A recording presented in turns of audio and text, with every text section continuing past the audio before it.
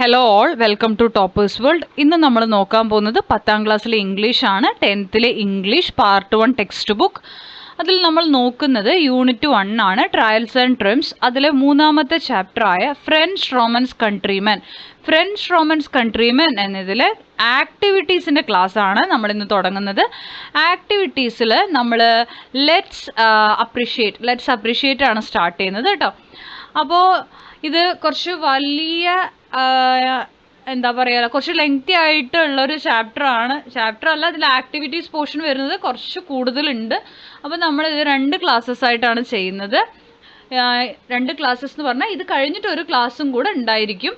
പിന്നെ അതുപോലെ ഇതിന് മുമ്പ് നമ്മളൊരു ക്ലാസ് ചെയ്തിട്ടുണ്ട് ക്വസ്റ്റ്യൻ ആൻസേഴ്സിൻ്റെ. അപ്പോൾ അതിൻ്റെ ലിങ്ക് വേണമെങ്കിൽ ഡിസ്ക്രിപ്ഷനിൽ കൊടുക്കാം. കിട്ടാത്തവരുണ്ടെങ്കിൽ ഒന്ന് കമൻറ്റ് ചെയ്താൽ മതി.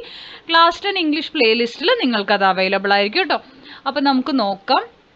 ലെറ്റ്സ് അപ്രിഷ്യേറ്റിലെ ആക്ടിവിറ്റി 1. എല്ലാ ആക്ടിവിറ്റീസിൻ്റെ ഉത്തരങ്ങളും നമ്മുടെ ചാനലിൽ നിങ്ങൾക്ക് ലഭിക്കും.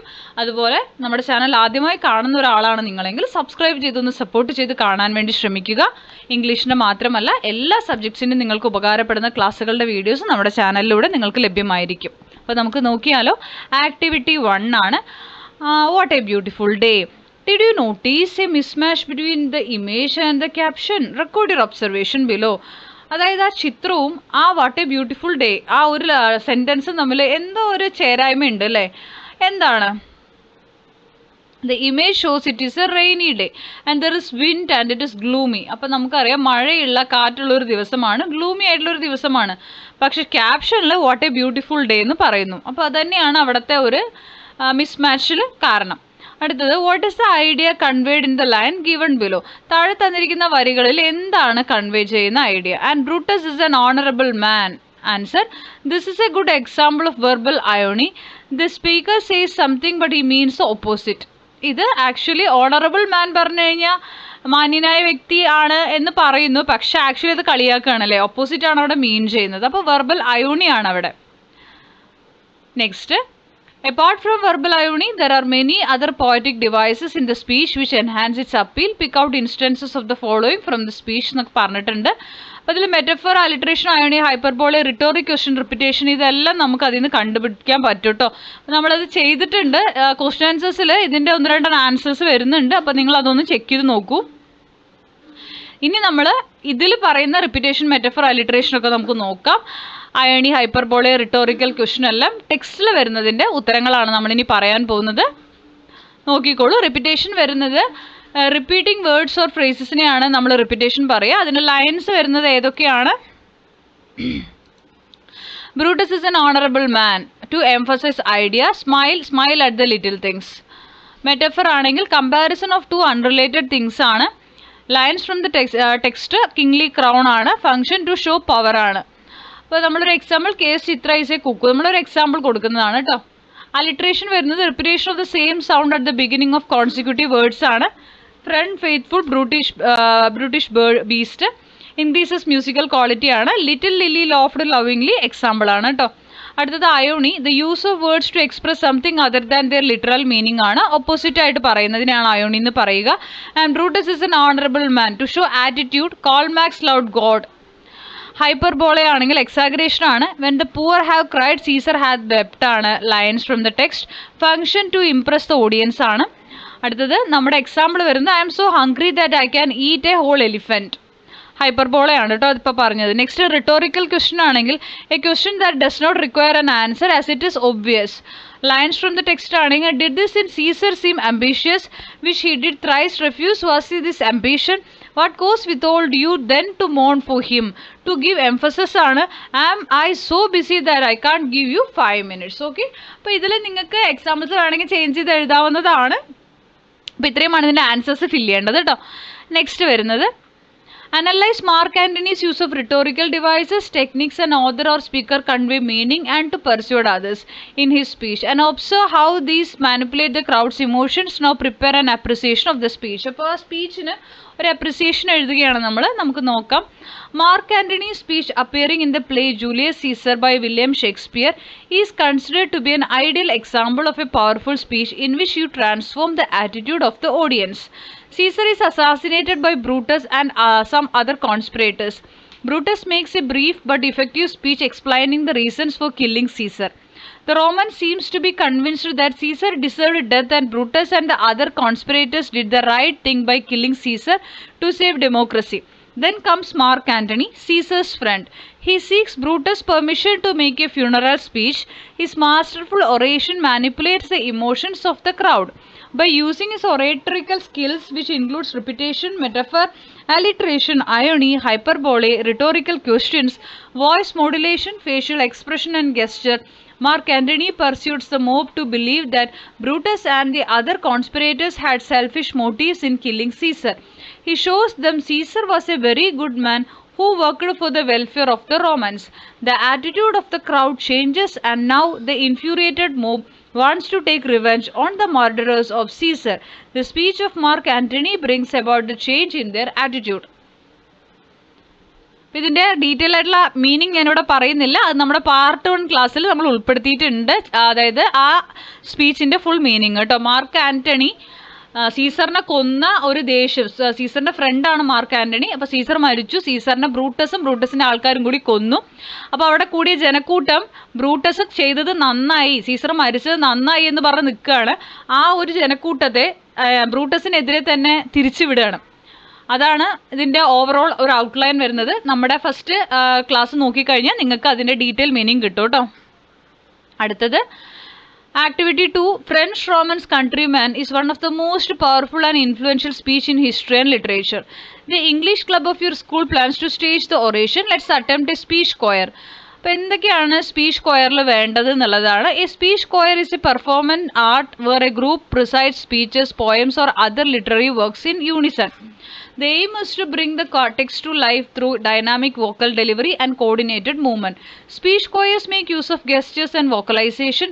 The other important features of a speech choir are gestures and clear communication. അടുത്തത് let's watch the video of the well known speech I have a dream by Martin Luther King. എനിക്കും ഒരു സ്വപ്നമുണ്ട് എന്ന മാർട്ടിൻ ലൂതർ കിങ്ങിൻ്റെ ആ ഒരു സ്പീച്ചാണ് താഴെ, അത് വായിക്കൂ.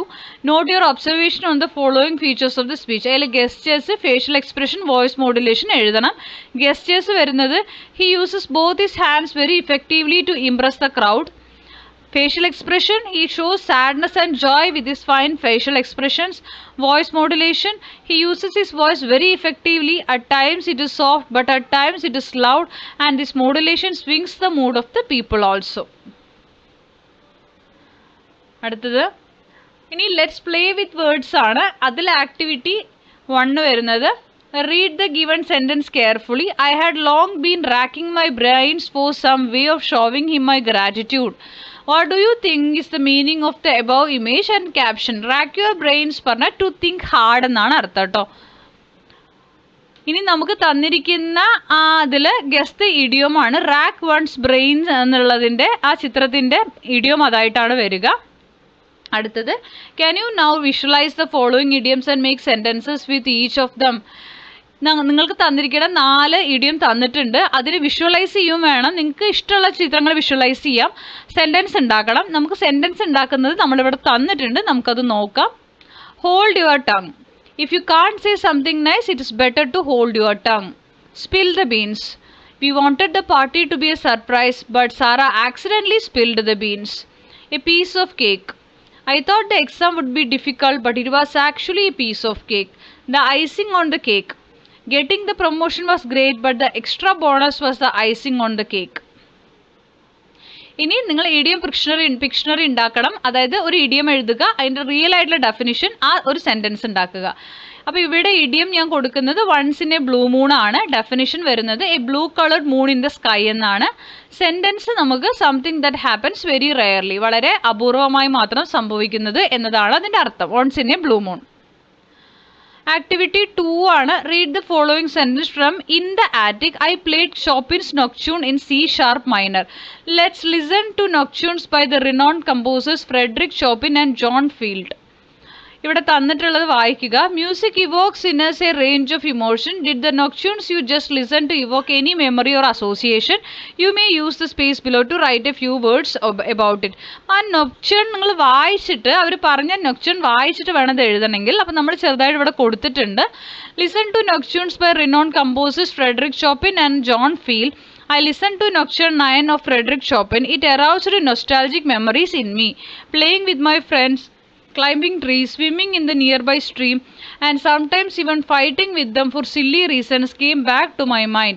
Now we are grown up, some of them have gone away to other places, but I can distinctly see them in my mind as I listen to the Nocturne 9 of Chopin. അടുത്തത് activity 3 ആണ്. Pelayo also set up a rabbit warren. Guess the meaning of the above sentence.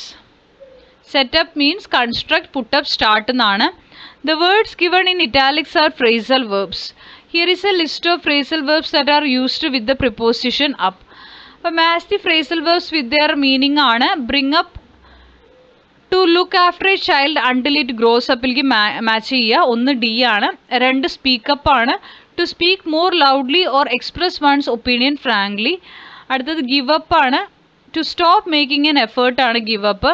Call up ആണെങ്കിൽ to summon or contact someone over the phone ആണ്. Turn up ആണെങ്കിൽ to arrive or appear ആണ്.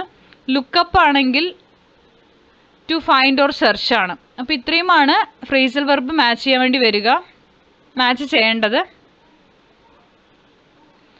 അടുത്തത് let's play with ചാരേഡ്സ് എന്നാണ്. അത് നിങ്ങൾ നോക്കിക്കോളൂ. Next C filling the blanks with appropriate phrasal verbs choosing from those given in the box. A large number of curious onlookers. Turn അപ്പാണ് അവിടെ കൊടുത്തിരിക്കുന്നത്, പക്ഷെ നമ്മൾ സെൻറ്റൻസിൽ എഴുതുമ്പോൾ ടേൺഡ് അപ്പ് എന്ന് എഴുതുക. Turned up at Pelayo's house to catch a glimpse of the mysterious old man with enormous wings.